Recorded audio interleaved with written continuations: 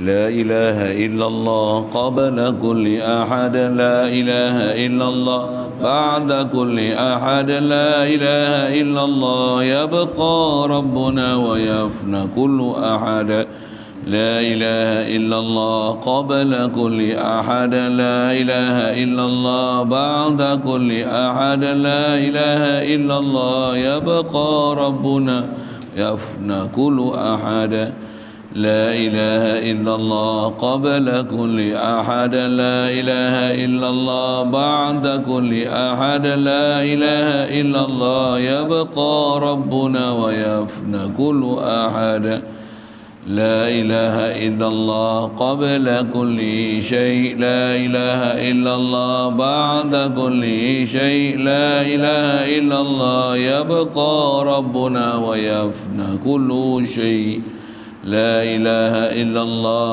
قبل كل شيء لا إله إلا الله بعد كل شيء لا إله إلا الله يبقى ربنا ويفنى كل شيء لا إله إلا الله قبل كل شيء لا إله إلا الله بعد كل شيء لا إله إلا الله يبقى ربنا ويفنى كل شيء بسم الله الرحمن الرحيم الحمد لله رب العالمين والصلاة والسلام على أشرف الأنبياء والمرسلين وعلى آله وأصحابه وأزواجه وذريته وأتباعه أجمعين. Kata musannif rahimahullah taala,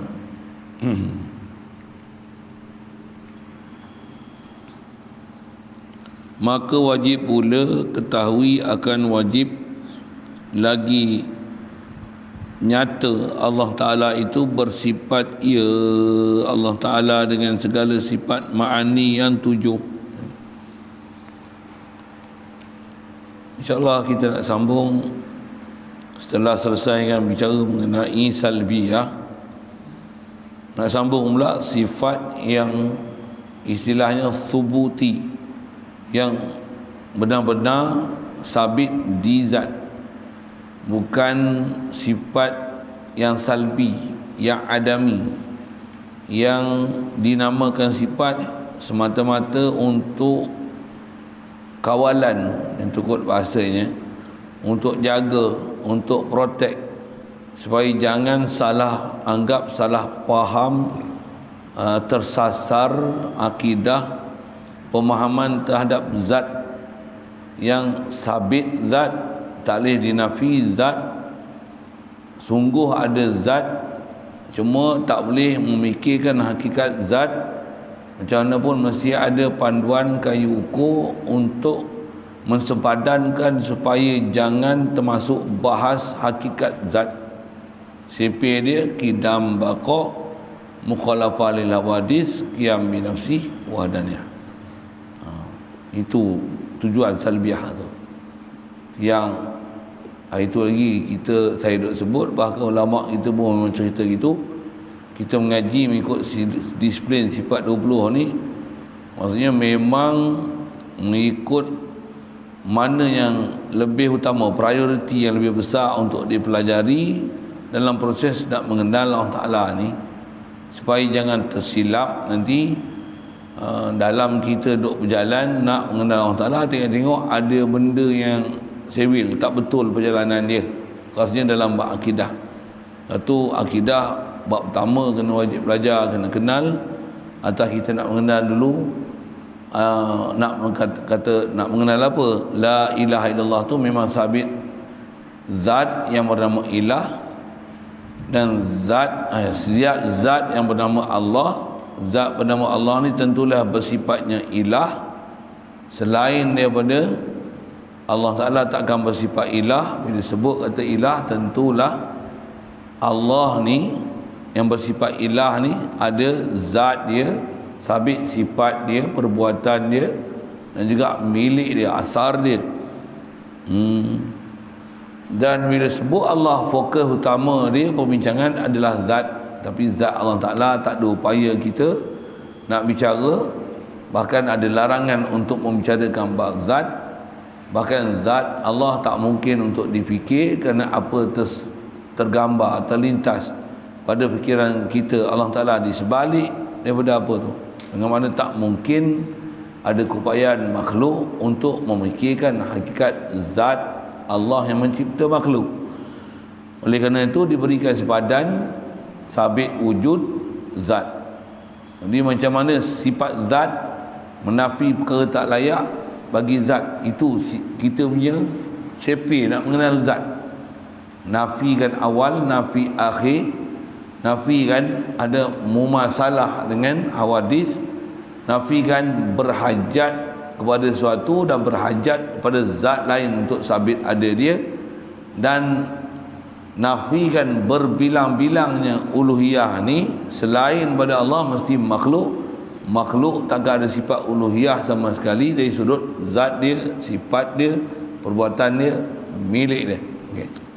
Itu rumusan sekali lalu kita belajar sifat wujud, subut wujud tu wujud zat maujud, ain maujud dengan sepadan macam tu. Baik.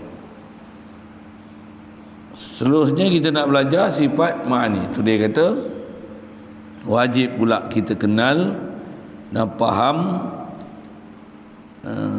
wajib lagi nyata Allah Ta'ala itu tentulah dengan dia bersifat dengan sifat ma'ani, iaitu 7.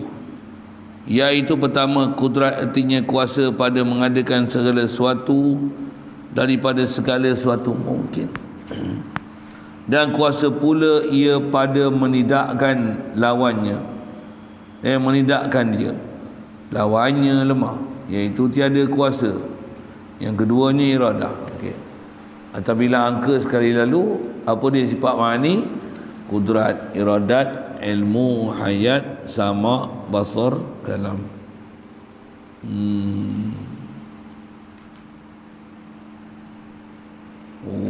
Dia bahas satu-satu dulu. Lepas tu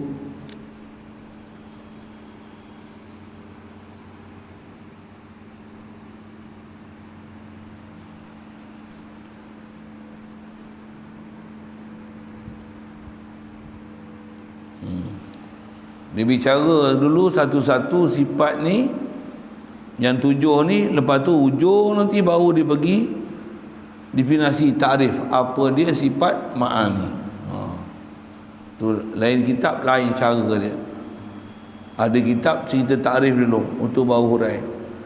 Ada kitab hurai dulu dengan apa sepatutnya dipaham, hujung nanti baru dibuat rumusan formula. Masing-masing kaedah ulama. Jadi panjang umur jumpa nanti dengan takrif dia beri. Kalau saya menyambil nanti saya menyambil je lah, InsyaAllah. Baik, jadi 7 tu kudrat, iradat, ilmu, hayat, sama, basar, kalam. Baik, apa terjemah kudrat ni? Kuasa. Atas kata kuasa ni mana sifat, maksudnya Allah ada sifat kuasa. Ya. Terjemah pun kita ada selalu tengok sekali lalu, kalau kitab Jawi lama dia terjemah apa makna kuasa, apa makna kudrat, mana kudrat berkuasa. Apa maksud berkuasa? Allah memiliki sifat kuasa. Jadi ber tu dekat mana memiliki, ada pada dia, sabit pada dia sifat kuasa. Itu maksud berkuasa. Begitu juga semua sifat ma'ani yang lain. Begitu juga kalau sebut dengan bahasa petani yang Thariqat Daiyah itu sebut dengan Allah Ta'ala kudrat perkuasa. Apa maksud perkuasa? Ada sabit kuasa di zat. Itu maksud perkuasa. Sekalipun bahasa kita tak pernah dengar perkuasa. Pasal nak mensabit yang kita nak bercakap ni kudrat, iradat, ilmu, hayat, sama, basar, kalam atas nama sifat ma'ani pula tu, sifat yang memang sungguh maujud, sabit di zat. Macam mana sabit zat, macam itulah sabit sifat ma'ani. Macam mana sabit zat, macam itulah sabit sifat ma'ani. Macam mana hakikinya ada zat, macam itulah hakikinya sifat ma'ani.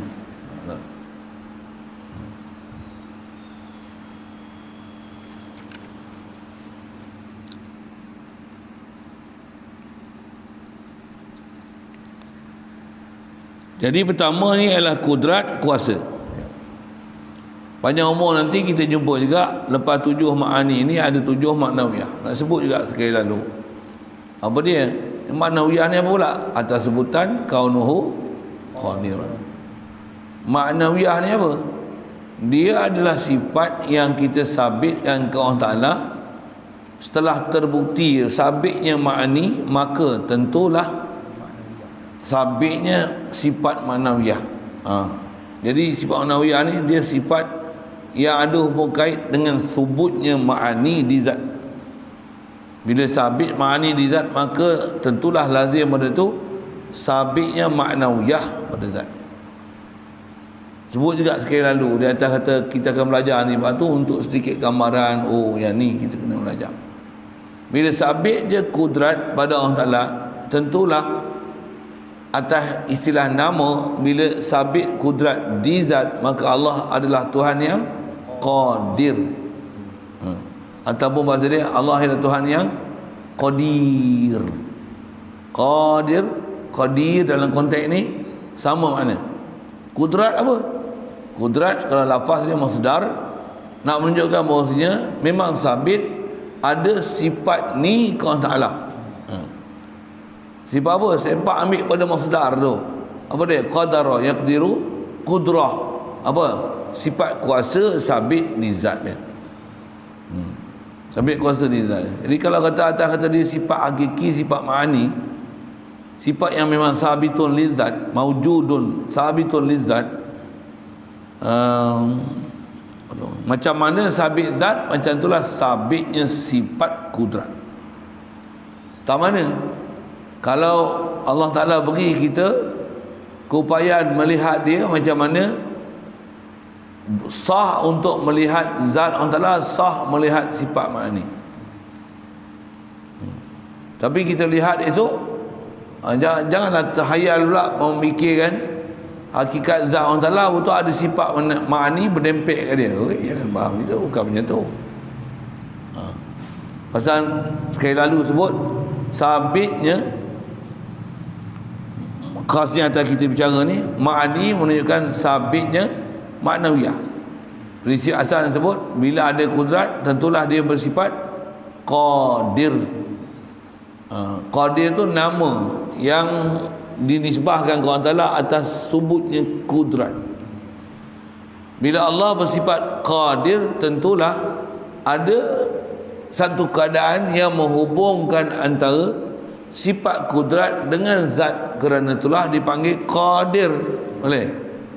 Oleh kerana ada perhubungan tu, maka itulah diistilahkan kewajipan mesti ada hubungan antara sifat dan mausuf, antara isim dan musamma, di antara sifat yang siapa yang disifatkan, maka itulah diistilahkan maknawiyah. Apa dia? Kaunuhu qadiran. Jadi apa maksud kaunuhu ni? Dia adalah nak menunjukkan satu sifat yang mesti disabitkan ke Allah Ta'ala. Apabila sabitnya kudrat di zat, tentulah sabitnya satu keadaan yang menghubung kaitkan antara zat, sifat ma'ani dengan zat. Dia mesti ada hubung kait yang tak boleh terpisah sama sekali. Pasal apa? Pasal tak mungkin sifat mesti sabit di zat, tak mungkin zat yang tanpa sifat. Itu prinsip.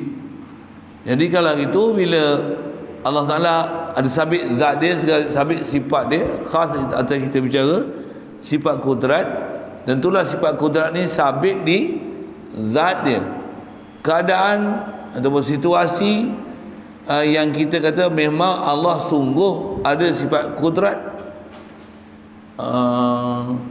tentulah sabit nama qadir pada dia, tentulah sabit keadaan kudrat di zat, itulah dipanggil kaunuhu qadiran.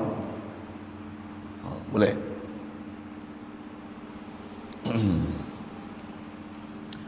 Terjemah kaunuhu qadiran apa? Keadaan dia yang kuasa. Apa benda pula keadaan? Dia satu istilah untuk menunjukkan sabitnya sifat dengan lafaz masdar tu dinisbahkan ke zat. Dengan tu sabit nama dia, tentulah sabit satu keadaan sifat yang menghubung kaitkan antara sifat ke zat. Itulah dipanggil kaunuhu. Itulah maknawiyah.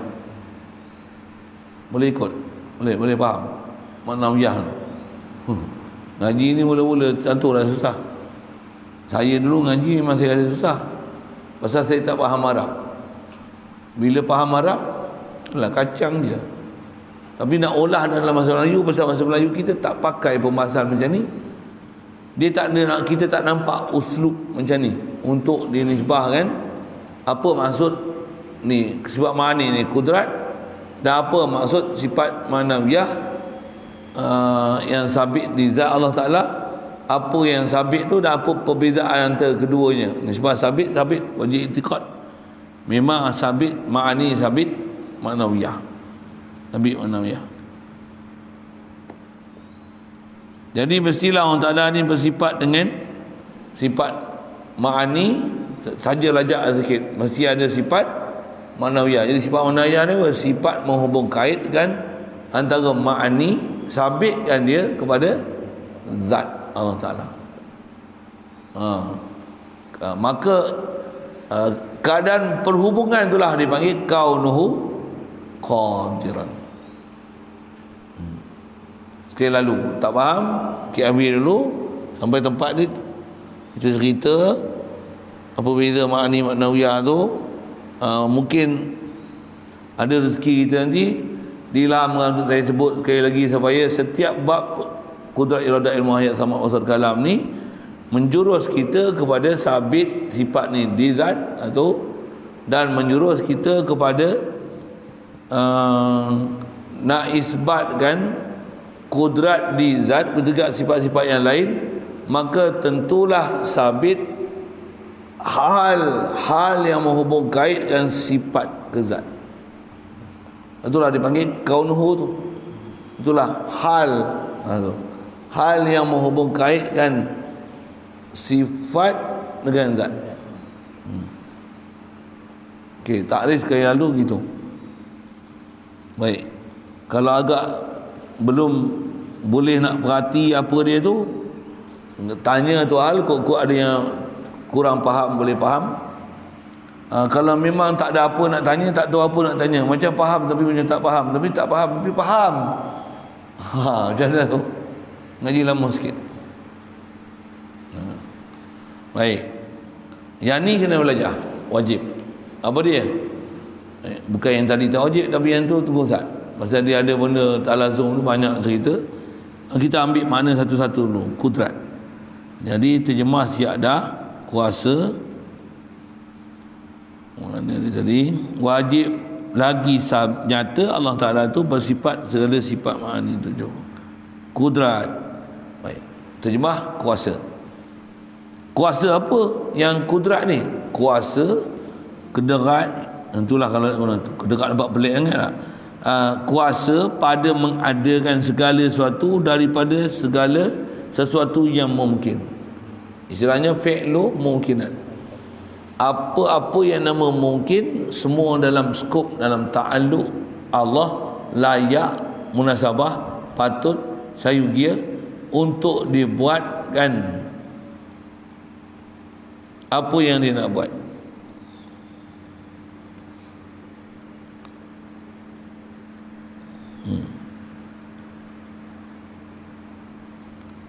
Apa yang nama mungkin yang memang dia nak buat, tentu ada kebolehan dia untuk buat, capability dia untuk buat. Atau istilah macam soalan yang tanya tadi tu, kan Allah ni kuasa dia yang kita dah i'tikad siap dah, kun fayakun. Okey, tapi dia buat tak pakai kun fayakun, dia buat dengan malah buat dengan kudrat, buat dengan asbab, cause effect. Dia boleh buat tak perlu cause effect, tak perlu masa, sabab musabab, tapi dia buat dengan cause effect, dengan buat sabab musabab. Dia musabibul asbab. Jadi nak faham situ, nak sebut tahun ni ambil istilah sikit. Allah memang kuasa untuk jadikan mungkin, walaupun mungkin tak dibuat lagi, memang dia boleh buat mungkin. Kita mengiktiraf kebolehan dia nak buat mungkin, khasnya atas istilah soalan yang tadi tu, kun fayakun tu, yang tu istilah ilmu tauhid, khas atas bahan dia dipanggil, itu dipanggil suluhi qadim dalam bab kudrat. Apa makna suluhi qadim? Dia ialah salahiyah Allah Ta'ala untuk membuat apa-apa yang nama mungkin. Sama ada kebolehan tu mungkin yang sedang ada, yang dah ada, ataupun yang akan diadakan. Nisbah kelayakan azali lagi, kelayakan tu itu dipanggil suluhi qadim. Tapi bila buat, memang dia boleh buat, tapi di atas sunnah dia buat. Makhluk ni tak dengan kun fayakun, tapi dia kuasa buat, dan dia buat atas paturan sunnah, istilahnya maksudnya sunnat Allah, atas perjalanan cause effect, sabab musabab. Inilah sunnah Allah Ta'ala bagi jadi alam. Dia bagi jadi dengan apa kebolehan dia untuk dia bagi jadi tu, dia tunaikan bagi jadi tu, itu dipanggil tanjizi hadis. Tadi saya main bahasa, main istilah gitu. Kalau faham, boleh faham tu, boleh faham. Cuma ada bahasa Arabik sikit, ada Arabik istilahat. Jadi atas kita kata kuasa, orang Ta'ala kuasa buat apa? Kuasa mungkin. Jadi kuasa buat mungkin, kuasa buat makhluk ni, kebolehan kuasa dia apa nak panggil tu dipanggil suluhi qadim azali lagi. Allah Ta'ala memang termasuk alam ta'aluk, dalam skop ruang lingkup kuasa dia untuk dia nak buat apa saja yang dia nak buat, yang berbentuk benda mungkin. Selagi nama mungkin, selagi nama harus akli, selagi nama makhluk layak untuk Allah Ta'ala, patut untuk Allah Ta'ala, sayugi kepada dia, memang dia mempunyai kelayakan untuk dia nak buat apa saja nama mungkin. Boleh? Itu takrif kudrat tu.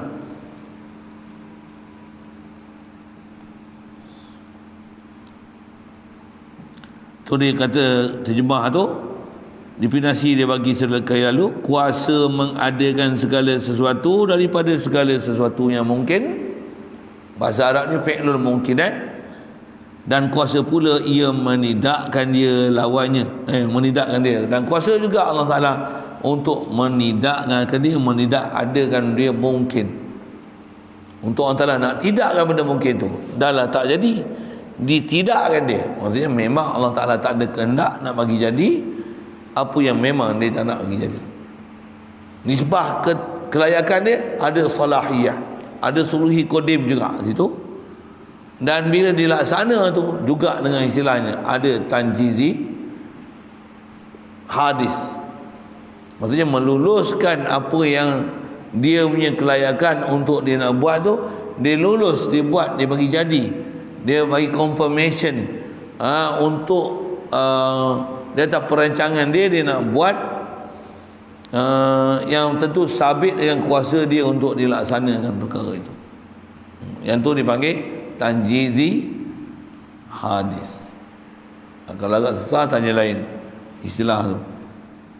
Jadi kitab kita ni walaupun tak sebut, kalau boleh hadam tu, tuan-tuan pergi baca kitab-kitab yang ada istilah suluhi, takluk ni, apa akan jadi? Faham ni, baca kitab tu faham. Kitab tu faham.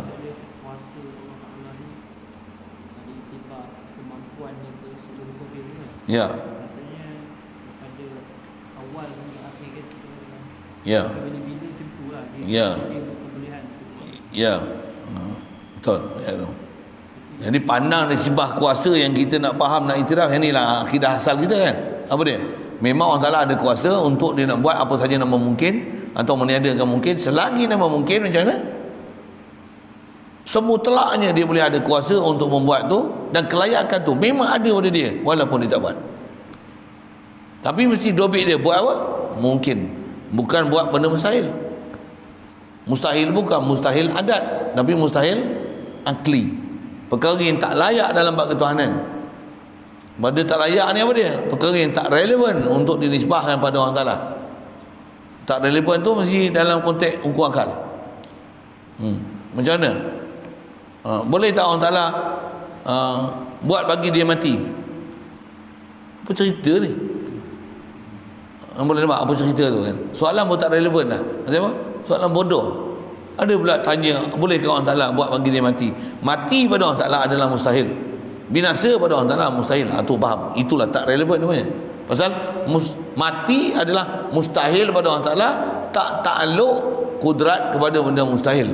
Yang tu kena faham. Tu disiplin dia tu. Situlah disiplin dia. Ataupun layak atau Allah Ta'ala, boleh tak dia nak buat capability dia untuk buat anak? Subhanallah. Awal lagi kita dah sebut dah. Macam apa? Benda yang mustahil bukan takluk sifat kudrat. Allah, kita hanya hubungkan kuasa dia tahu mana? Selagi nama makhluk mungkin. Yang nama dia mungkin. Mungkin ni maksudnya yang keharusan untuk berlaku, bukan perkara wajib, bukan mustahil. Jadi saya sebut anak, isteri itu mustahil lah. Kalau orang tanya boleh tak Allah Ta'ala buat seorang isteri untuk dia, comel loteng yang selayak dengan dia, dengar elok, jawapan jangan salah. Untuk jawab tu tak? Boleh tak? Adakah boleh Allah Ta'ala, layak tak untuk dia nak buat? Ataupun mampukah Allah Ta'ala buat seorang isteri selayaknya dengan dia, sesuai dengan ketuhanan dia untuk dibuat seorang isteri? Boleh bagi alasan sikit tak? Kenapa tak boleh? Sedangkan kan dikuasa kun fayakun.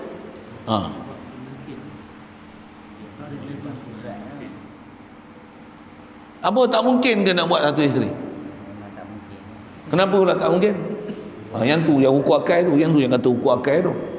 Kenapa tak mungkin pula? Boleh dia buat isteri untuk kita, apa salah dia dah buat isteri untuk dia?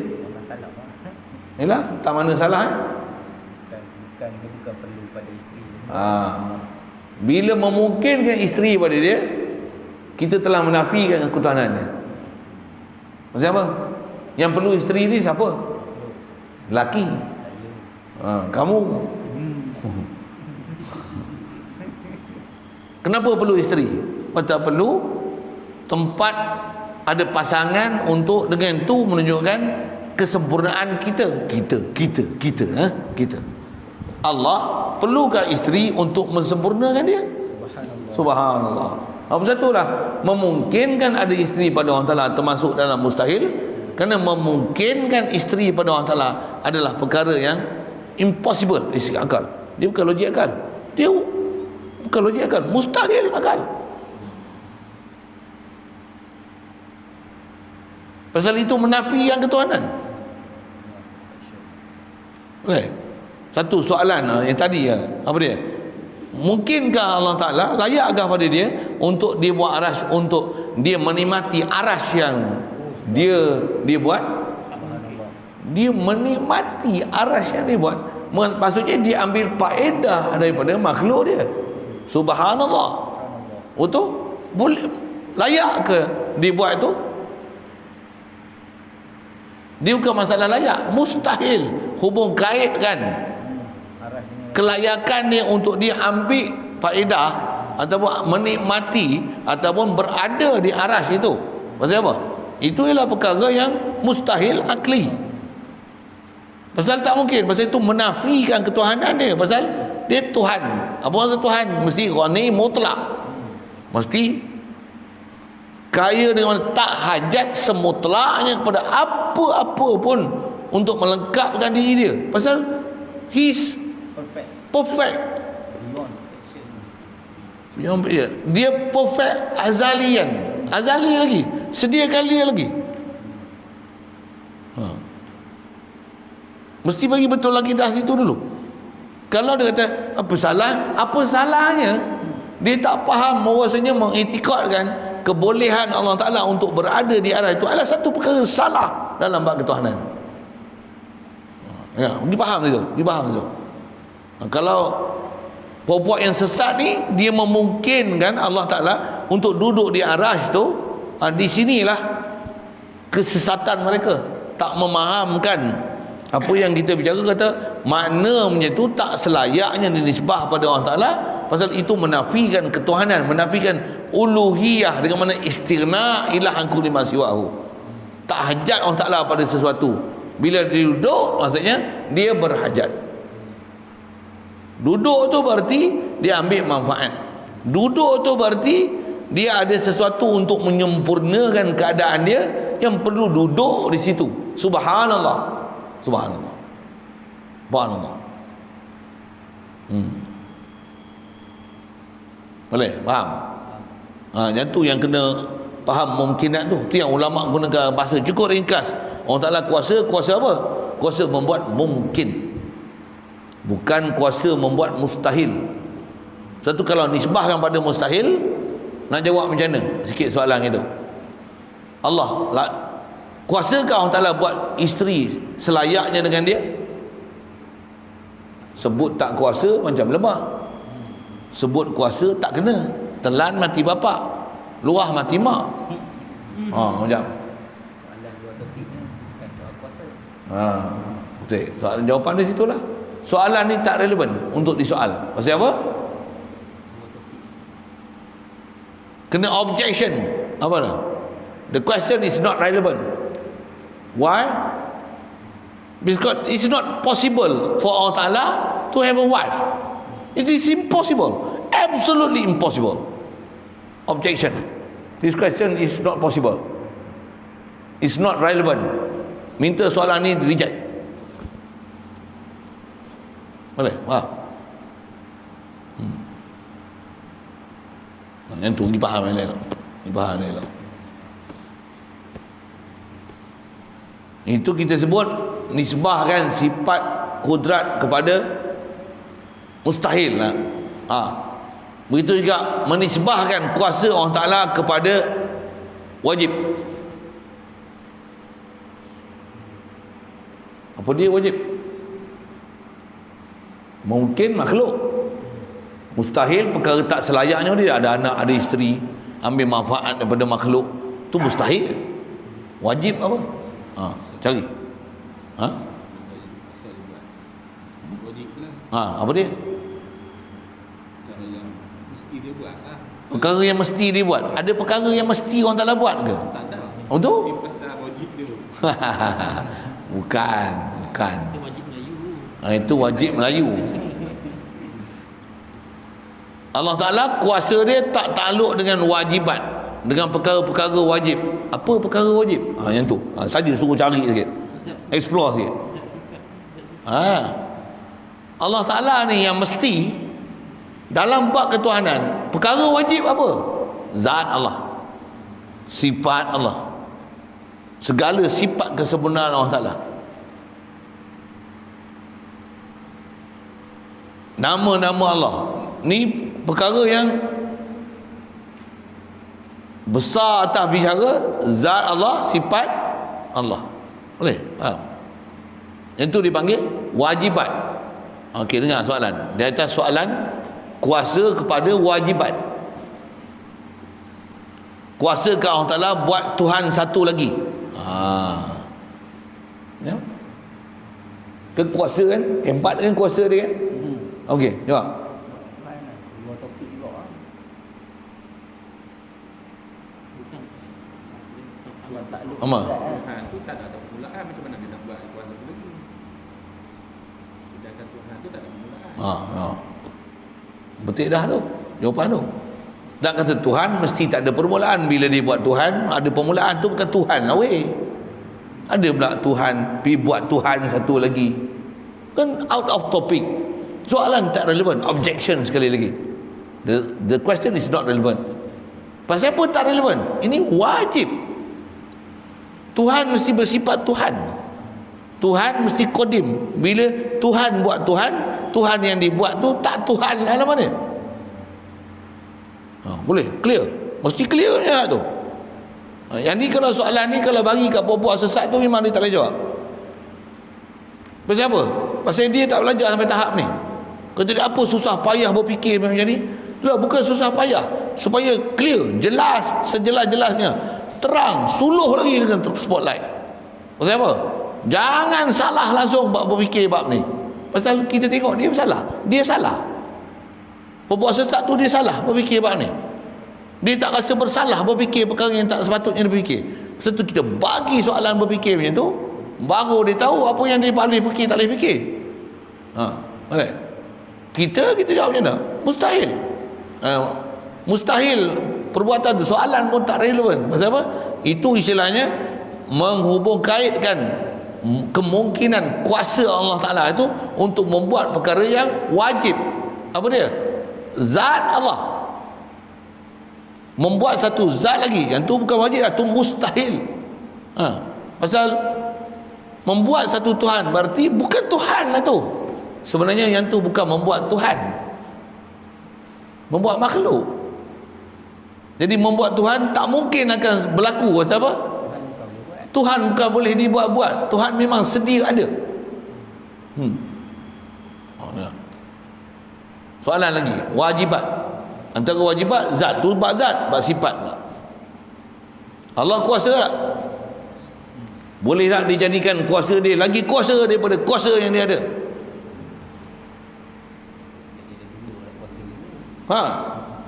Boleh tak? Kan dia kuasa. Dia bagi kuasa dia lagi kuasa daripada kuasa yang ada pada dia. Boleh tak dia buat macam tu? Tak boleh. Tak boleh, nampak macam lebah. Macam mana? Kalau boleh bagi ayat tu, tu memang maksudnya Tuhan ni, kata Tuhan ni memang dia dah sempurna dah. Dia dah tetap, dia keadaan dia tu dah, kuasa dia, sifat dia tu tetap. Dia dah sempurna dah. Mana ada perkataan nak lebih. Best. Aduh. Allah ni sifat dia kuasa tu, walaupun tak sebut, itu saya sebut kan, tak perlu sebut maha kuasa. Maksudnya apa? Kuasa ni kuasa macam mana? Kuasa yang memang kuasa. Dan walaupun tak sebut maha kuasa, memang dia kuasa. Dan kuasa dia kuasa yang sempurna. Walaupun tak sebut maha kuasa, dia kuasa. Mesti kuasa yang menepati piawaian kuasa dalam bab ketuhanan. Kuasa mana? Kuasa yang kamil, sempurna, tak ada kurang sikit pun. Di atas soalan, bolehkah dia kuasakan lagi kuasa yang ada pada dia? Kuasa yang dikuasakan lagi berarti dia tak kuasa lagi. Pasal apa? Pasal kuasa dia mungkin boleh ditambah. Masih istilahnya kuasa macam ni naqs, masih kurang. Pasal apa? Kuasa yang boleh ditambahkan kuasa, maksudnya belum berkuasa. Jadi hang tak faham lagi kuasa Allah Ta'ala macam mana. Hang tak faham lagi kudrat Allah Ta'ala macam mana. Hanya kata Allah Ta'ala kuasa, bila memungkinkan Allah Ta'ala untuk dia boleh tambahkan kuasa dia menjadi kuasa lagi, berarti hang faham Allah Ta'ala kuasa biasa. Sedangkan kuasa yang mesti dipaham, walaupun tak sebut maha kuasa, kuasa tu kuasa sempurna azali lagi, yang tidak akan berlaku tambah menambah, dan takkan ada besi kekurangan pada Allah Ta'ala. Subhanallah. Tu tak ada takluk kudrat dalam bab wajib. Itu bab kuasa. Sikit isu bab ni selalu kelahi dalam bab ilmu tauhid. Allah Ta'ala kena bagi wahyu, antaranya bagi wahyu kat Nabi Musa. Okey, wahyu apa? Berkata-kata dengan Nabi Musa. Sifat kalam Allah Ta'ala kodim ke baharu? Takkan tak bisa dengar kot kan? Kodim ke baharu? Kodim. Jadi bila kodim, adakah Allah Ta'ala perlu jadikan suara untuk bagi Nabi Musa faham?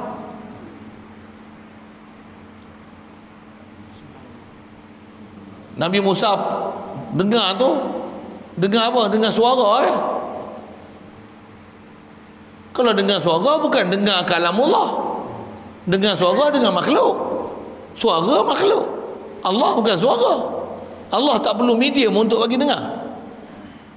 Macam mana dia tak perlu medium untuk dia ada? Pasal dia zat dah. Jadi tak perlu untuk ada medium untuk jadi perantara untuk bagi dengar kepada Nabi Musa. Jadi kalau atas soalannya, kuasakah Allah Ta'ala menjadikan satu kalam untuk bagi Nabi Musa dengar? Apa soalan ni? Allah Ta'ala jadikan kalam dia. Allah Ta'ala jadikan kalam dia. Allah dah memang sifat kalam. Apa perlu dijadikan kalam? Habis itu macam mana Nabi Musa boleh faham kalam Allah Ta'ala? Allah Ta'ala bagi Nabi Musa faham kalam dia. Dah. Itu yang ada pelajaran ni jumpa dalam bab kalam. Memahamkan Nabi Musa yang Allah Ta'ala bagi dengar huruf suara bagi Nabi Musa faham. Macam duk tengok cerita-cerita orang putih duk buat cerita Nabi Musa. Cerita Yahudi ada, cerita Kristian ada. Lagi apa?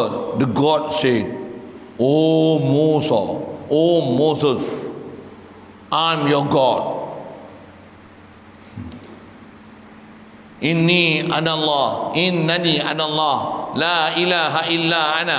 Itu kalam lafzi.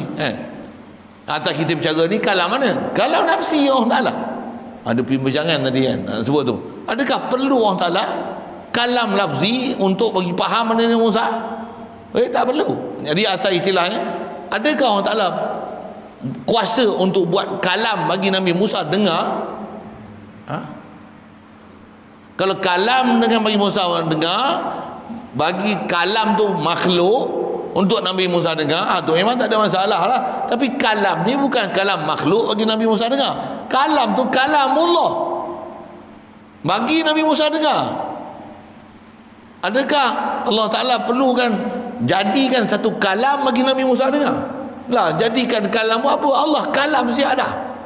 Allah tu zat dia ada sifat kalam siap dah. Dia tak perlu buat satu kalam lain untuk bagi makhluk dia faham. Jadi kita cerita kalam ni kalam nafsi ni. Jadi soalan tu tak relevan, pasal itu istilah mentaklukkan kuasa Allah Ta'ala kepada perkara wajib. Itulah sifat kalam Allah Ta'ala. Soalan pun tak relevan dah, pasal mentaklukkan kuasa kepada perkara wajib adalah bukan takluk kalam. Istilahnya bukan takluk kalam. Itu perkara yang bukan, istilahnya bukan takluk kalam, bukan skop untuk dikatakan kuasa atau tidak ke Allah Ta'ala. Soalan pun tak relevan. Macam mana tak relevan yang tanya ada isteri, ada anak, duduk di arash, pergi tadi, matikan Allah Ta'ala, buat Tuhan satu lagi. Apa soalan tak relevan? Yang tu yang faham hukum akal, itulah hukum akal namanya. Pasal yang tak pasti tidak tu memang pasti tidak. Kalau yang ya tu kata kuasa Allah Ta'ala sempurna, soalan sama juga. Boleh tak Allah Ta'ala bagi jadi ilmu dia yang hebat tu, dia bagi tambah lagi ilmu dia, bukan saja jadi ilmu, jadi maha mengetahui. Memungkinkan ilmu dia ditambah berarti ilmu dia kekurangan, masih berkurang. Perlu lagi satu input ilmu yang lain. Maksudnya kau salah itikad awal lah.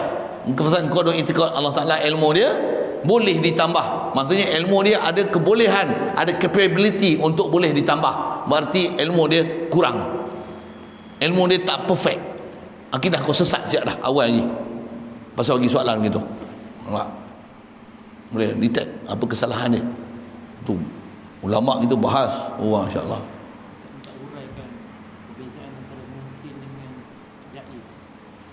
Mungkin jaiz sama, bahasa mudah dia. Mungkinat jaizat, bahasa lain itu dipanggil tafannun fil ibarah, macam itulah. Mungkin. Wajib mesti. Mustahil impossible. Translate aja. Itulah kan. Saja nak tunjukkan mungkin harus Melayu, jaiz Arab. Mungkin Melayu, Arab pun mungkin juga sama. Tapi makna sama. Jaiz ni perkara yang boleh jadi ada, boleh jadi tiada. Mungkin makhluk, makhluk boleh jadi ada, boleh jadi tiada. Ada anak, ada isteri, ada Tuhan satu lagi. Ini mustahil, tak mungkin ada.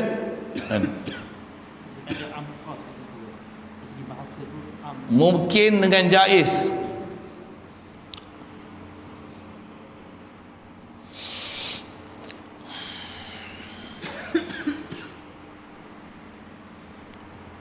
Mudahnya sama.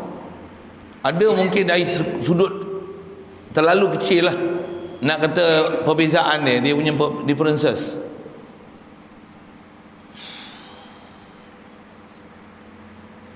Kasih kita jumpa depan nanti, dia akan sebut mungkin ada mungkin yang sayujad, mungkin yang lam yujad, ada mungkin yang tak akan diadakan sama sekali, ada mungkin yang bakal diadakan. Betul, memang macam tu kan. Jaiz boleh jadi ada, boleh jadi tak ada. Tapi mungkin Yang ni tak mungkin. Yang ni bukan memungkinkan. Pasal apa? Tak mungkin, pasal dah siap pernyataan perkara ni memang tak mungkin. Walaupun dia jaiz saya sudah akal, tapi kemungkinan keberangkalian berlaku tak mungkin. Pasal apa? Pasal keputusan dah ada, takkan berlaku. Tapi bahasa umum dia jaiz mungkin sama makna. Okay. Jadi asal nak syarah tu nak cerita apa? Kudrat ni dia takluk hanya pada perkara mungkin, jaiz saja. Tak takluk langsung dengan perkara mustahil dan perkara yang wajib. Satu orang tua-tua dulu, saya ngaji pun masa zaman kecil-kecil lagi. Ada tertunggu yang bagi misalnya ni. Boleh tak orang Ta'ala buat seketul batu? Ni serupa macam masalah arash lah, tapi soalan bentuk macam ni. Boleh tak orang Ta'ala buat seketul batu? Batu tu besar, teramat besar, sehingga dia tak mampu untuk angkat batu tu.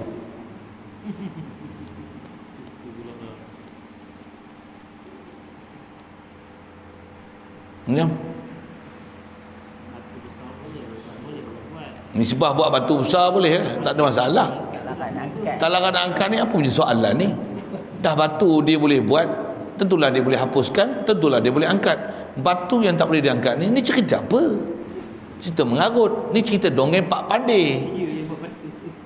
Macam mana pun soalan tu nak mencabar minda untuk kau boleh fikir, tak boleh fikir. Boleh faham? Allah Ta'ala dia atas buat batu tu yang sampai tak terangkat. Itu yang tak terangkat. Boleh tak dia buat arash? Yang buat arash, yang dia bernikmat duduk di arash itu. Kenapa pula subhanallah pula?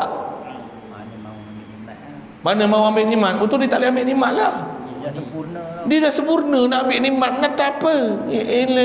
Apa mereka ni? Mana mau macam itu? Orang waras boleh faham. Jelas saya kata. Boleh jawab begitu. Okey, maksudnya alhamdulillah Allah Taala bagi kita pemikiran cerah, terang. Alhamdulillah. Jelas nampak apa hak dan batil itu. Tak siok. Punya perak. Tak siok. Cik apa tak siok aku nak duduk di arah. Natang apa cerita mikir ni?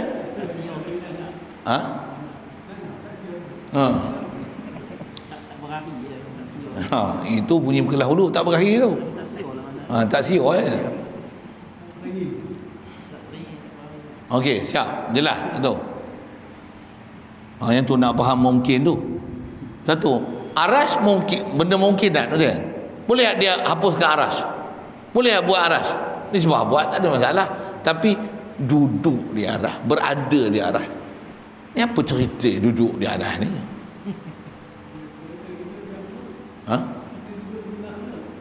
Ya. Nama duduk pun tak betul lah. Bila duduk mesti ada kaifiat duduk, kan? Duduk macam mana serah ke Allah Ta'ala. Maksudnya kau sabitkan duduk. Jadi kalau kita senaraikan semua kepelbagaian cara duduk, boleh jadi duduk yang mana-mana satu, cuma tak boleh nak tentukan mana duduk yang mana satu. Berarti masih mensifatkan sifat makhluk. Duduk tu, duduk macam ni duduk. Ini duduk. Ini duduk. Yang lain huduh-huduh tu tak payahlah kan. Duduk macam-macam cara duduk ada. Ni duduk. Ni duduk. Duduk. Ni duduk. Semua duduk. Duduk yang layak dengan dia. Apa duduk yang layak? Adakah layak duduk itu ke orang Ta'ala? Duduk ni mesti melibatkan kaki. Kalau macam ni bukan duduk. Ini tangan. Ini peluk tubuh. Ini cekak pinggang. Okey? Saya tak pandai bahasa-bahasa peluk tangan ni. Ni karate. Ini tumbuk. Ini tangkis atas. Ini tangkis bawah. Tangkis tepi. Dia ada nama. Tangkis. Kan? Tumbuk. Lagi? Tampor. Ni apa? Ni coh. Kungfu. Bahasa kan. Jadi bila membahasakan duduk, maksudnya sifat makhluk duduk. Duduk yang layak kan dah. It's a terrible meaning, you know. Tujuan kita sebut tu untuk menafikan andai-andai Ha. Bukan kita menghayalkan cara orang Taala duduk tu, bukan, tapi bahasa tu dah, orang kata bahasa tu dah rosak dah. Duduk tu, Allah duduk dia dah rosak dah bahasa tu. Allah kahwin macam subhanallah, astagfirullah. Ha. Allah bertunang, tunang. Ya betul. Yang tu betul, ayat tak masuk akal. Itu betul. Memang orang berakal yang cakap itu. Tak masuk akal. Allah berkahwin, Allah bertunang. Pasal berarti dia tak sempurna, dia perlu kalau dia kahwin, dia perlu isteri, maksudnya dia lelaki. Soal pula, Allah lelaki ke perempuan? Jadi apa je. Lelaki perempuan sifat makhluk. Bila lelaki perlu perempuan, perempuan perlu lelaki. Tambah tu lagilah aib sangat nak sebut. Subhanallah, subhanallah, subhanallah, subhanallah. Subhana rabbika rabbil izzati amma yasifun. Itu dia ajar kita sifat perkataan tu. Maha suci Allah Taala amma yasifun. Amma yasifun. Apa yang mereka golongan-golongan musyrikun, kafirun, jahilun mensifatkan Allah Taala. Dia kata sifat Allah Taala. Sifat benda itu Allah Taala. Kita bertulus yang ulama dah formula tu kita kudrat, iradat, ilmu, hayat, sama, basar, kalam. Ni teras betul-betul sifat ma'ani pada Allah Taala. Okey. Yang dia sifat Allah Taala apa? Muka, tangan, mata, betis, kaki, tangan kanan, banyak tangan, benda ni. Bahasa tu pun dah kacau dah, bercelaru dah bahasa tu. Dia orang akan bertanya, Allah yang kata. Sebut lafaz tu betul. Di atas mustahilnya. Di atas mustahilnya, perkara yang tak selayaknya dinisbah pada Allah Taala, maka itulah dipanggil mutasyabihat. Siap, nantuk je, jelas dah. Bahas dia depanlah. Macam kita sebut ni, manusia tu, saya nak tunjukkan mutasyabihat. Allah muka, mata, tangan Allah. Huduh je dengar. Nak manusia kita sebut apa? Babi, monyet, lipas, ungka, kura-kura. Macam macam lembu. Pandai pun. Jadi mestilah di situ bukan makna hakiki. Itulah dipanggil mutasyabihat. Beruk tak mana? Tak terloncat-loncat. Lipas tak mana? Buat kerja kelang kabut, lipas kudung. Babi tak mana? Sondoi aja buat kerja, tak tentu arah, tak berakal. Kura-kura tak mana? Lembab buat kerja, terhegi-hegi. Jadi dia ada satu sudut, dia ada wajah syabah fi'il lah tu. Bukan kaki 6 lipas, bukan babi hidung kembang, bukan lembu makan rumput, bukan kura-kura bercengkerang macam Ninja Turtle tu, bukan. Boleh faham? Tak clear lagi macam tu. Kalau manusia kita boleh faham macam tu, ni Allah muka, tangan. Gelinya aku dengar. Astagfirullah, subhanallah. Faham? Okey, clear. Bagi clear. Mesti clear. Mesti faham. Masa nak sebut ta'aluk tu istilah kita. Masa memang kita belajar sifat ma'ani nanti, istilah ta'aluk. Ada khas bicara ta'aluk ke depan. Dah dengar awal-awal lah ta'aluk tu. Senang je faham. Walaupun saya tak hurai ta'aluk tu. Tak ada ta'aluk, tak ada hubung kait dengan Allah Ta'ala. Nak kaitkan benda-benda tu. Kalau ada pun, mesti makna yang munasabah. Mana? Makna munasabah. Kalau dia kata muka yang munasabah, tangan yang munasabah, mata yang munasabah, Baitullah, apa makna? Rumah Allah. Allah duduk di dalam Kaabah yang munasabah dengannya. Yang layaknya. Para sahabat, orang mukmin, orang mujahidin, mereka ini adalah Hizbullah, parti Allah. Parti Allah. Allah ada parti. Ada pendaftaran NGO dengan bukan NGO, apa? ROS. Pasal apa? Ada parti. Bila parti benda baru. Allah ada parti. Allah jadi apa? Pengerusi ke? Setiausaha ke? Kan merepet-repet fahamnya tu. Dia ada makna lain, makna selayaknya, bukan parti selayaknya. Ada makna parti yang selayaknya. Hizib dengan mana apa? Ada makna selayaknya. Baitullah ada makna selayaknya pasal tempat ni mulia. Dia menunjukkan idafat li tashrif. Rumah Allah, hamba Allah. Bila Allah beli kita jadi hamba. Bila Allah tawan kita, kita jadi hamba. Nampak? Dia mesti ada makna selayaknya. Makna selayaknya, bukan hamba selayaknya, duduk di rumah selayaknya. Kan Baitullah pati selayaknya. Mana ada gitu? Muka selayaknya, tangan selayaknya, mata selayaknya. Bukan makna mata yang selayaknya, makna muka yang selayaknya, makna muka, tangan, mata yang selayaknya. Boleh. See.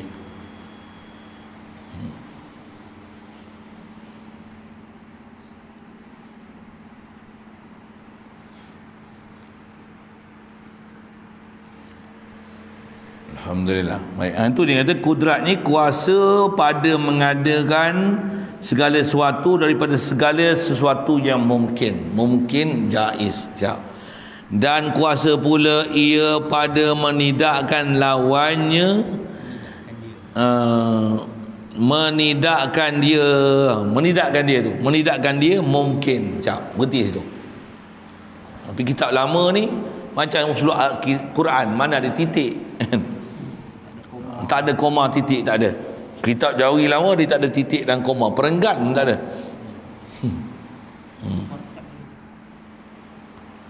Kemudian lawannya lemah. Lawan apa?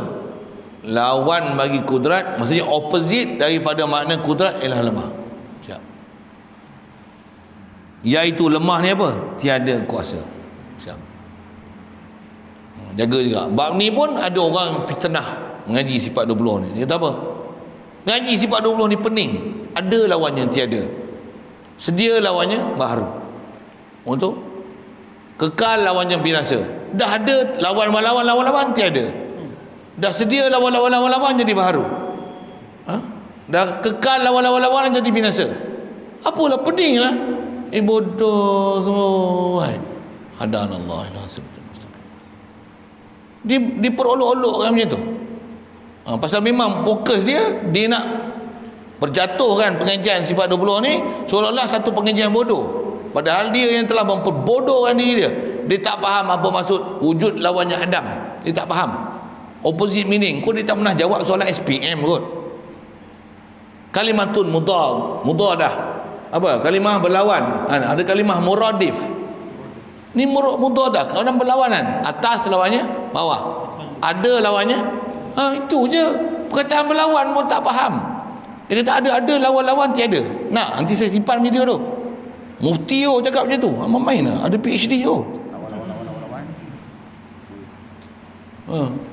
agak bagi dengar, nanti dia pun gelak balik kata dia. Mula dia bertahan diri. Tak apa. Mudah-mudahan taubatlah elok-elok.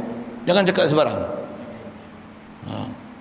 Memang dulu dia tu cakap bukan main. Samsik cakap pinggang. Bahasa dia cakap pinggang. Siapa? Bakar kitab-kitab ulama-ulama dulu. Dia biasa cakap macam tu. Ilmu ni menyesatkan umat Islam. Yang tu video tu, yang tu ada dalam CD kawan saya.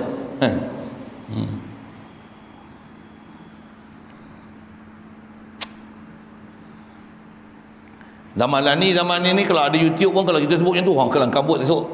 Dia dengar pula yang ni kita cakap macam ni, semua dia buang video tu. Memang macam tu pun dia. Pasal apa? Dia nak buang apa? Evidence, bahan bukti yang kita kata tu. Satu kalau ada jumpa yang pelik-pelik tu, download sekejap. Simpan. Beli hadis yang mahal-mahal tu, simpan. 10 tera. Mau keluar tu muntah hijau ni siapa cakap ni? Monyet mana bercakap ni? Dalam YouTube ni bubuh monyet aja. Kau pergi kasar lah. Saya punya bahasa kasar kan. Saya punya bahasa macam ni. Kalau kalau nak guna macam Habib Ali dan Abidin boleh. Gerangan siapakah yang berkata perkataan ini? Cuba tengok video ni dengan baik. Tak mungkin saya akan manipulasi dan membuat dia. Ini bukan filem yang diedit. Cuba dengar suara, video, cerbitan siapa. Saya hanya buat keluar daripada khazanah yang telah saya downloadkan daripada YouTube. Baik kita saksikan bersama-sama. Ini orang lembut bahasa lah. Saya ni kalau ibarat sahabat tu, sahabat yang cengeng-cengeng tu, yang tak ada adab yang bengang tengok tu, saya lah. Saya memang tak boleh nak jadi adab macam Rasulullah, akhlak Rasulullah, saya tak boleh lah. Saya tak boleh. Saya bubuhlah Arab Badui yang beriman tu dengan sahabat tu, hak mana kasar-kasar, silap je dengan Rasulullah, biar aku penggal kepala dia Rasulullah. Saya tu lah. So, ada Badui yang masuk dalam masjid, akhlak Rasulullah memang hebat lah. Saya bukan macam tu. Tapi saya nak kata sekurang-kurangnya aku jadi sahabat yang nak penggal kepala orang-orang yang cakap tak betul tu. Aku duduk martabat tu pun tak apa lah. Katalah apa-apa, katalah, memang aku buruk orangnya.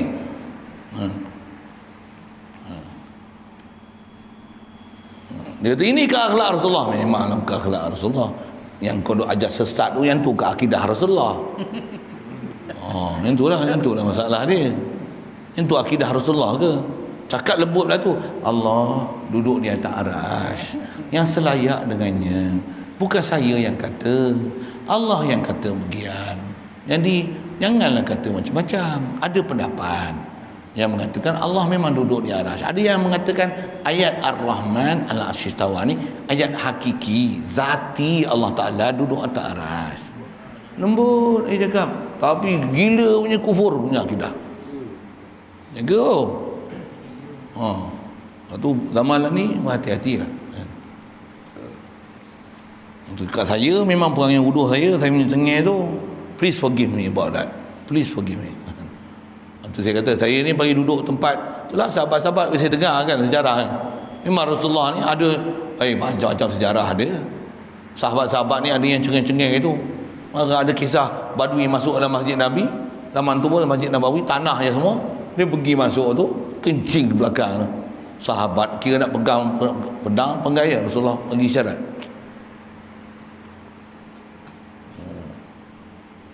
Rasulullah memang hebat. Dia insan kamil. Saya bukan kamil. Saya itulah yang nak pegang kepala tu, saya tu. Saya bukan tahan tengok macam tu.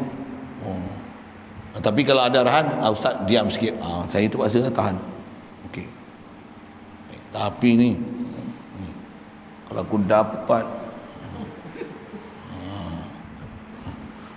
kalau pergi pegang, saya duduk depan lah tu. Kalau pergi pegang siapa? Tengok saya Umar pergi pegang macam mana. Tengok dia hijrah macam mana. Dia hijrah tengah hari tu, tengah panas lik-lik tu. Naik atas Kaabah tu. Dia panggil, ya Bani, siapa yang Arab ni. Dia kata, telah hijrah ke Madinah ni Rasulullah Muhammad sallallahu alaihi wasallam. Aku ni pengikut dia. Siapa nak bagi anak dia bagi jadi yatim piatu? Siapa nak bagi bini dia bagi janda? Tunggu Umar hijrah lagi.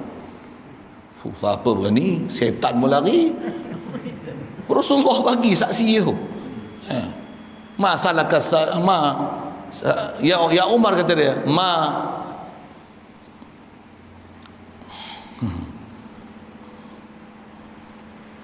salaka fajjan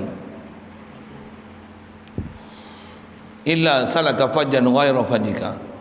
Kata tak adalah lorong yang kau lalu tu wahai Umar, yang kalau kau lalu lorong tu, yang kalau di lorong tu ada syaitan pasti akan cari lorong lain daripada lorong yang kau lalu. Walaupun Sayyidina Umar bukan nampak pun syaitan. Ini kesaksian Rasulullah pada Sayyidina Umar. Saya tak adalah pula Sayyidina Umar itu, tidak lah. Saya hak Badui yang masuk Islam, yang tak ada adab tu, yang cakap celupa tu, tu saya. Tapi saya Badui yang beriman tu, bukan Badui yang kencing tu. Yang demo tu Badui kencing tu. Satu saya geram tu. Okey, saja saya buat misal-misal itu. Hiburan sikit petang-petang. Tak dia tidur. Tambah dah makan nasi. Ini kita tak makan lagi, tak apa. Tu sah makan tengah hari. Habis ngaji orang makan. Tu yang petang tak ngaji. Pasal steam aja. Okey. Ngambil sikit. Ya. Baik. Itu pertama. Yang keduanya iradah. Iradah pula. Iradah lagi besar pahanya. Okey, tengok. Yang kita sebut mungkinat, mutaqabilat apa ni, disebut sini kot. Dia sebut tak sebut ni tengok. Baik, jadi sifat makni yang pertama kita nak faham ni kudrat. Siap.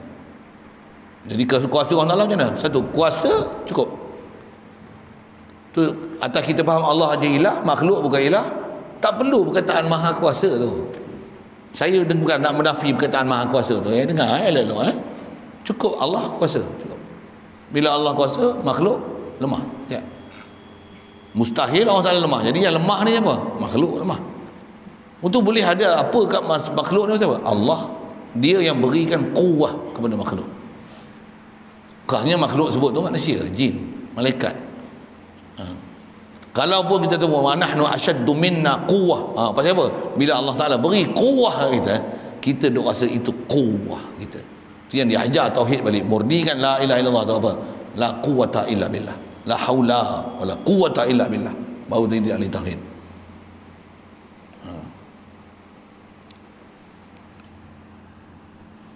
Yang keduanya iradah. Artinya menghendaki. Sekali lagi, atas nama sifat, apa makna menghendaki? Ada sifat kehendak. Kalau saya suka bahasa macam ni. Tadi kudrat, kuasa, iradat, kehendak. Cukup. Dia guna menghendaki, biarlah bahasa dia pakai. Janganlah salah-salahkan dia. Menghendaki. Kalau kita selalu dengar, jawi yang kita biasa dengar, berkehendak. Betul? Apa makna berkehendak? Ada sifat kehendak pada zat Allah Taala. Itu maksud dia. Kalau bahasa Pada'i Misbah Mundir kata apa? Berkehendak. Apa makna berkehendak? Sama juga maksud dia. Apa dia? Ada sifat kehendak di zat Allah Taala. Cukup. Itu ya. Itu yang nak faham pun. Itulah makna wasfi yang nak masukkan Allah ada sifat kehendak. Cukup. Nanti pula sama juga nanti. Bila ada sifat ma'ani, ada ma'nawiyah apa? Bila pasal iradah daripada arada yuridu iradatan fahuwa muridun. Jadi bila sabit iradah di zat, zat yang bersifat iradah dipanggil murid. Betul?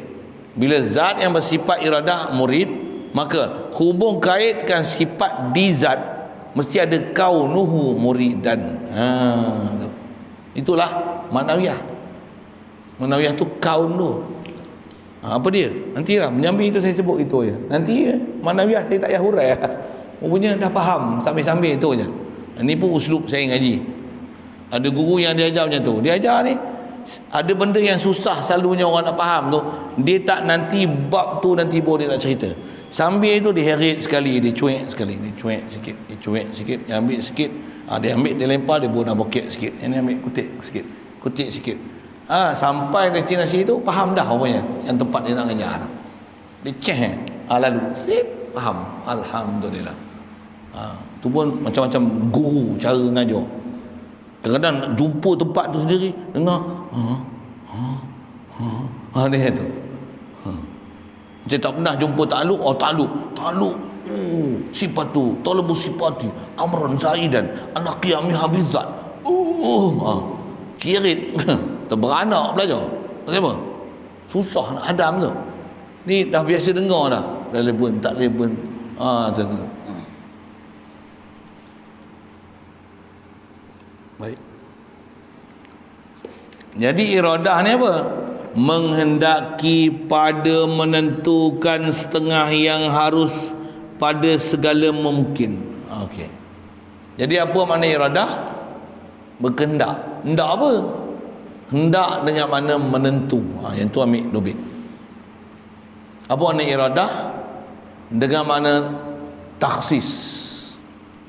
Pasal itu murad iradah. Kalau kata kudrat, apa murad dengan kudrat kuasa tu? Taksir. Jumpa nanti depannya. Murad dengan kudrah taksir. Nak bagi taksir apa? Asar ijad atau i'dam. Untuk iradah untuk apa? Nak takhsis. Apa takhsis? Nak menentu.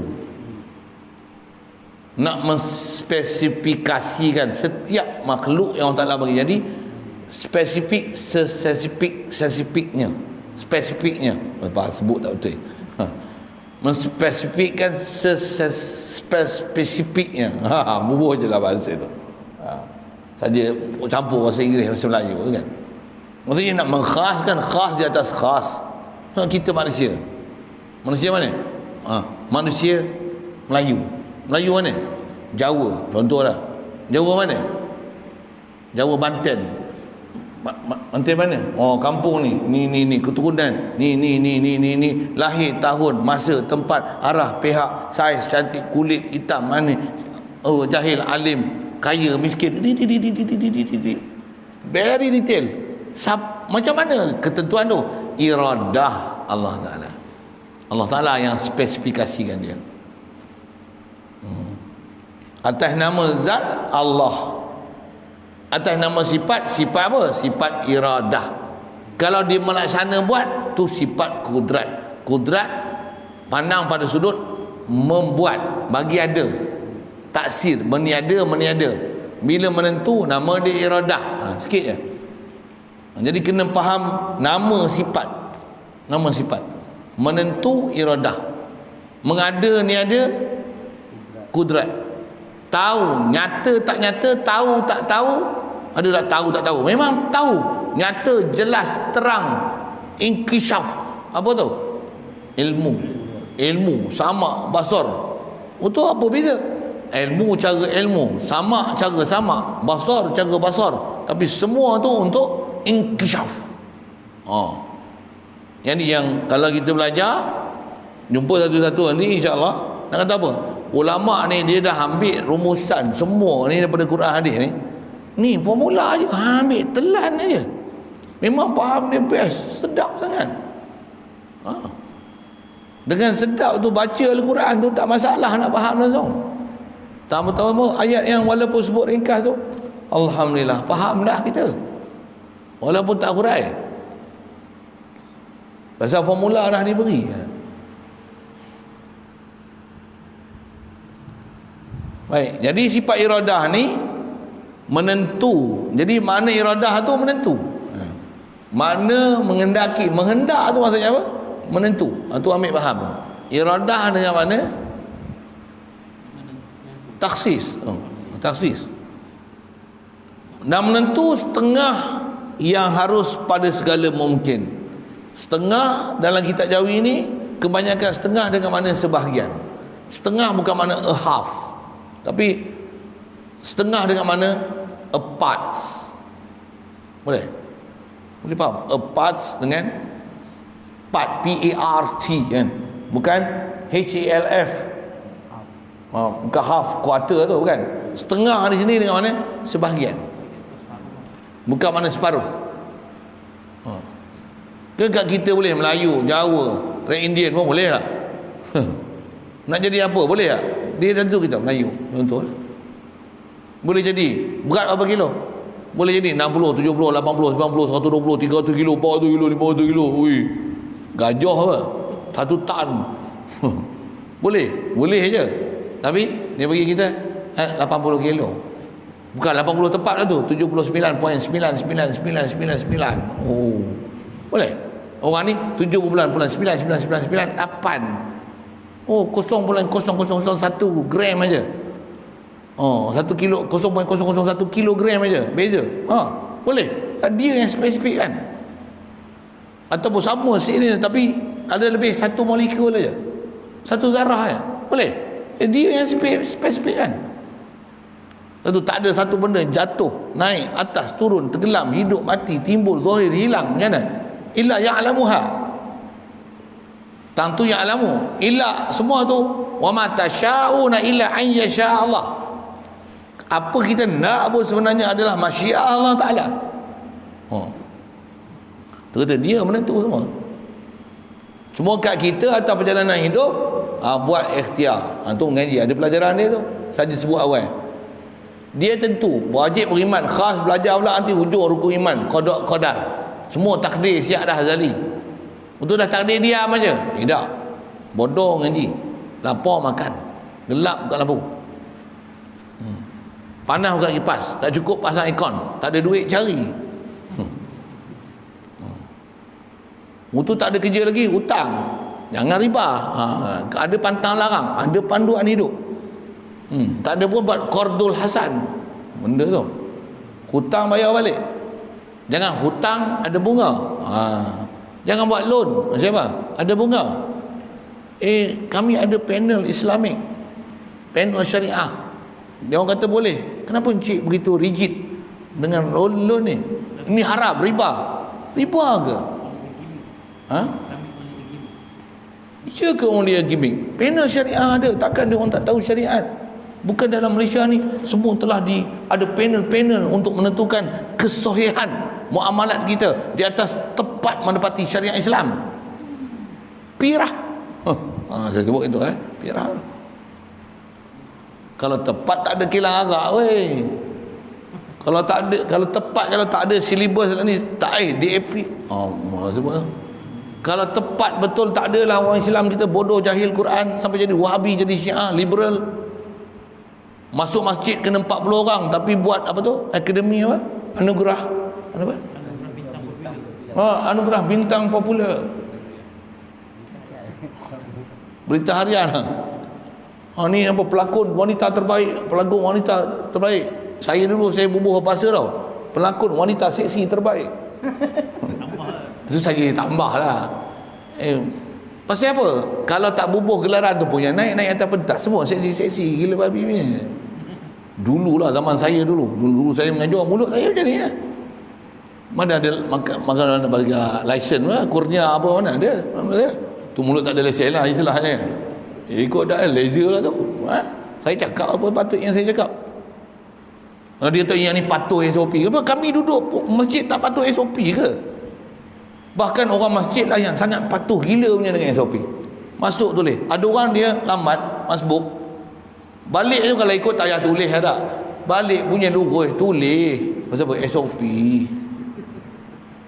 Sampai ada orang macam tu. Orang masjid ni taat sampai macam tu lah. Jangan tak tahulah. Kenapa kau tak bagi dia main masjid lah. Macam tu lah kan. Sikit sana.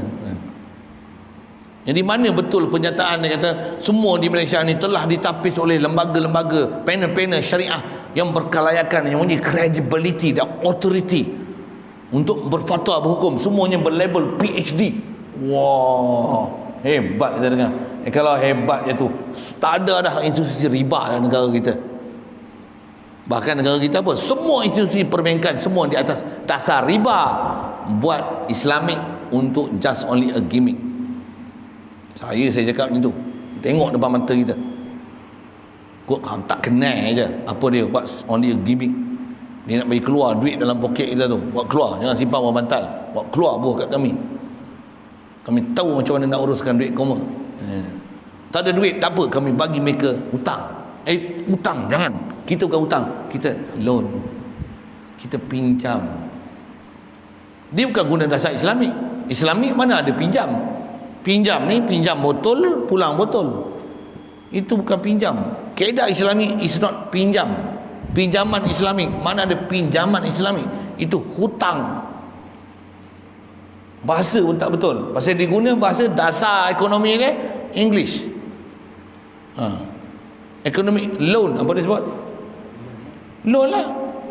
Personal loan. Lagi business loan.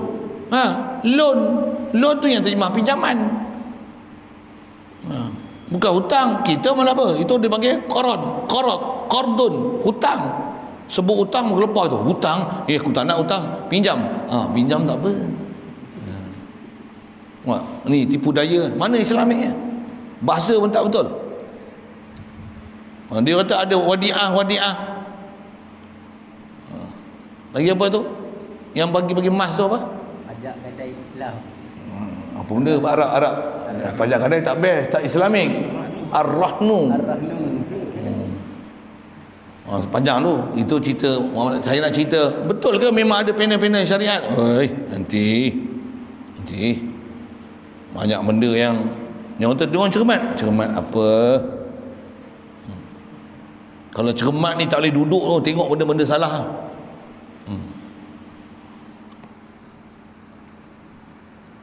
Sikitlah ke sana. Atas kita bicara balik pada iradah maksudnya menentu sebahagian daripada perkara yang harus pada memungkin.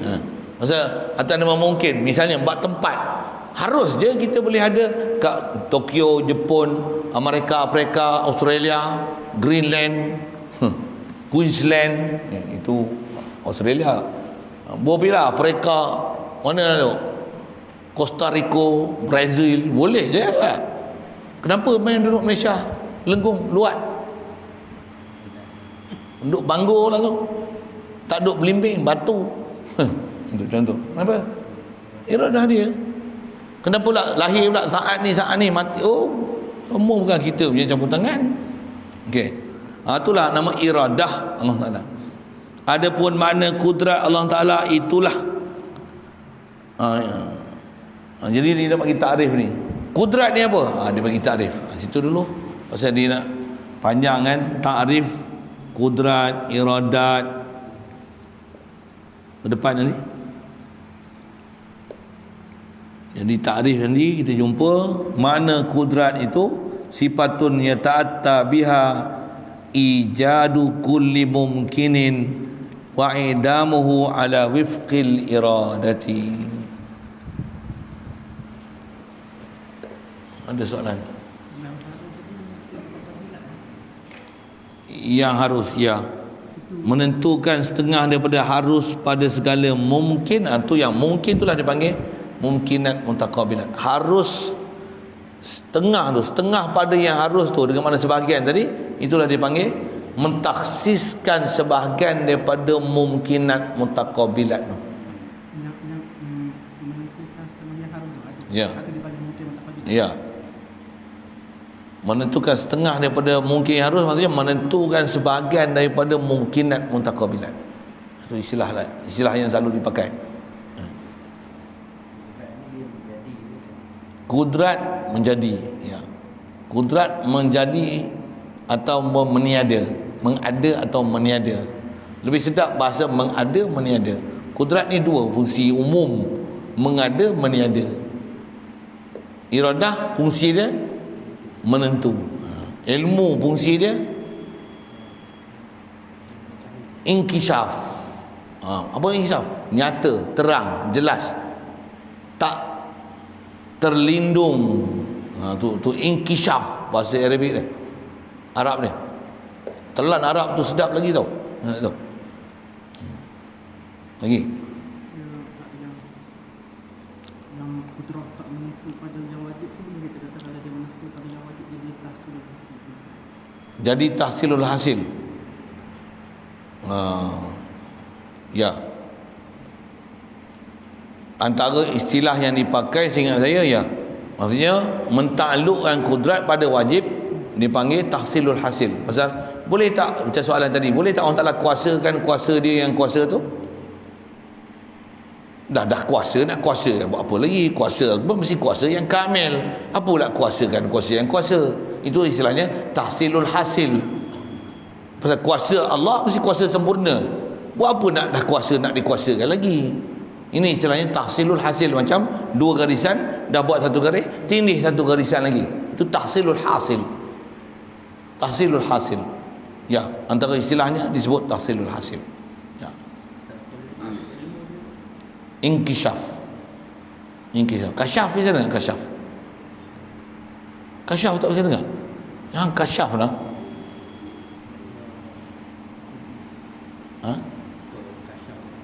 Kasyaf betul, kasyaf. Tak bisa dengar. Allah bukan kasyaf, Allah inkishaf. Impial. Apa beza? Nanti ya. Biar dia tertanya-tanya gitu.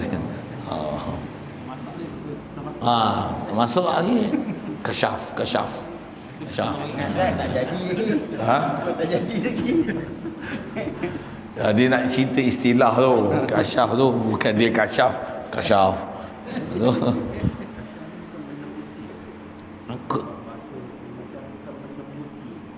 Menembusi.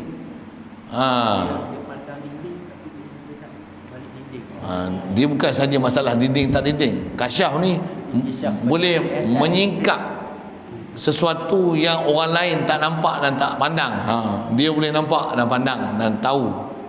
Itu kasyaf. Umum yang kita pakai kasyaf. Allah bukan kasyaf, Allah inkishaf. Berbeza pula. Coming soon, coming soon. Take the time, take your time. Okay. Don't rush out. Okay. Wallahu a'lam. Bismillahirrahmanirrahim.